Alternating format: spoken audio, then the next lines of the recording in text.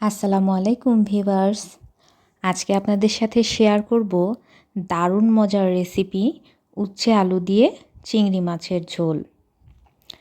তো আমি এখানে উস্তে নিয়েছি প্রায় 4-5টার মতো, আমার গাছের উস্তে। আর এখানে আলু নিয়েছি মাঝারি সাইজের দুটো, লম্বা লম্বা করে কেটে নিয়েছি। আর নিয়েছি মোটামুটি কোয়ার্টার কাপের মতো পেঁয়াজ, 3-4টে রসুনের কোয়া, আর প্রায় 6-7টা কাঁচামরিচ কুচি। আর এখানে চিংড়ি নিয়েছি প্রায় কোয়ার্টার কাপের মতো। কড়াইয়ে তেল গরম করে আমি এখন এতে জিরার ফোড়ন দিব। আধা চা চামচ জিরা ভালো করে একটু সুন্দর করে তেলে নিলাম। এবার এর মধ্যে পেঁয়াজ, রসুন আর কাঁচামরিচের কুচি সবগুলো একসাথে দিয়ে দিলাম। খুব লাল করে ভাজার প্রয়োজন নেই, মিডিয়ামভাবে ভাজলেই চলবে। এই আধা ভাজা পেঁয়াজ আর মরিচ রসুনের মধ্যেই আমি চিংড়ি মাছগুলো দিয়ে দিব। আপনারা চাইলে এর থেকে বড় চিংড়ি মাছ নিতে পারেন, কিংবা শুটকি মাছও এখানে ব্যবহার করতে পারেন। চিংড়িটাকে হালকা করে ভেজে নিব। পরিমাণ মতো লবণ দিয়ে দিলাম। আর এখানে দিয়ে দিব হলুদ, প্রায় 1 চা চামচের একটু বেশি, আর সামান্য একটু জিরার গুঁড়া। যেহেতু জিরার ফোড়ন দিয়েছি, আমি এখানে আধা চা চামচের মতো জিরার গুঁড়া দিয়ে দিলাম। লক্ষ্য করুন, আমি এখানে কোনো বাটা মশলা ইউজ করিনি। আর আদাটা দিলেও চলে, না দিলেও চলে, কোনো সমস্যা নেই। সুন্দর করে ভাজা ভাজা করে নিচ্ছি। দারুণ একটা গন্ধ বের হচ্ছে। আপনারা তো জানেনই, চিংড়ি মাছ ভাজলে সুন্দর একটা অ্যারোমা সারা ঘরে ভরে যায়। খুব সামান্য একটু পানি দিলাম, জাস্ট মশলাটাকে সুন্দর করে কষিয়ে নিব। তাই একদম ভাজা ভাজা করে নিতে হবে। এখানে আমি এখন দেখুন কোনো পানি নাই, এমনভাবে শুকিয়ে ফেলেছি।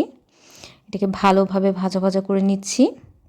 সুন্দর তেল ফুটে আসলে আমি আলু কষানোর জন্য সামান্য আরও একটু পানি দিব।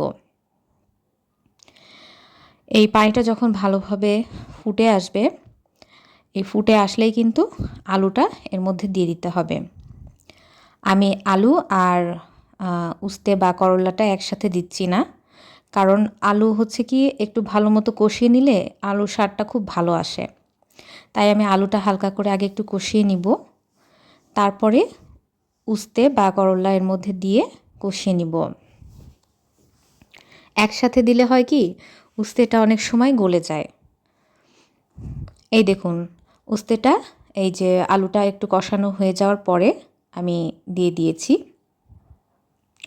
ভালোভাবে ভাজা ভাজা করে কষাবো, আর প্রয়োজনীয় পানি এতে অ্যাড করব যদি লাগে। ভালোভাবে ভেজে নিতে হবে। এটাই টেকনিক, যে যত সুন্দর করে ভাজা বা কষানোটা হবে, এই উস্তের তিতে ভাবটা কিন্তু ততটাই কমে আসবে। উস্তের তেতো ভাবটা যাওয়ার জন্য কিন্তু এই কষানোটা খুব জরুরি। আমি সামান্য একটু গরম পানি দিয়ে দিলাম। এবার আলু আর করলাটাকে আমি ভালোভাবে আরেকটু কষিয়ে নিব।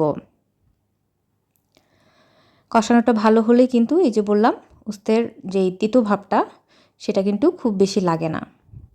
এই যে ঝোলটা যেটুকু দিয়েছিলাম সেটা টেনে আসলো। আলু আর করলা একসাথে সুন্দরভাবে কষানো হয়ে গেল। দারুণ একটা সুগন্ধ বেরোচ্ছে চিংড়ি মাছ ভাজা, তার সাথে উস্তের একটা গন্ধও পাচ্ছি। এটা কিন্তু খুবই ভালো লাগে খেতে। আর উস্তের কোনো তিতে ভাব কিন্তু আপনি বুঝতেই পারবেন না।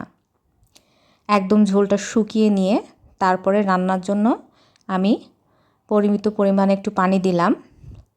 আমি এখানে ঝোল বেশি রাখবো না, মানে একটু গা মাখা মাখা যেরকম হয় সেরকম রাখবো। আমার সেটাই বেশি ভালো লাগে।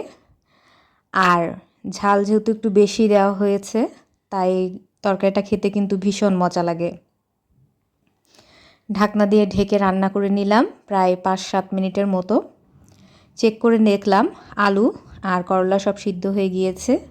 আমার রান্নাটা শেষ হলো। এই যে দেখুন কি সুন্দর লাগছে, আর খেতে যা দারুণ। এটা গরম ভাতে খেলে আর অন্য কিছু এর সাথে লাগবে না। যারা তেতো খান না তারাও এই রেসিপিটা খেয়ে বলবেন বাহ, দারুণ লাগছে খেতে। আমার চ্যানেলটি সাবস্ক্রাইব করবেন আর আমার পাশে থাকবেন। ধন্যবাদ।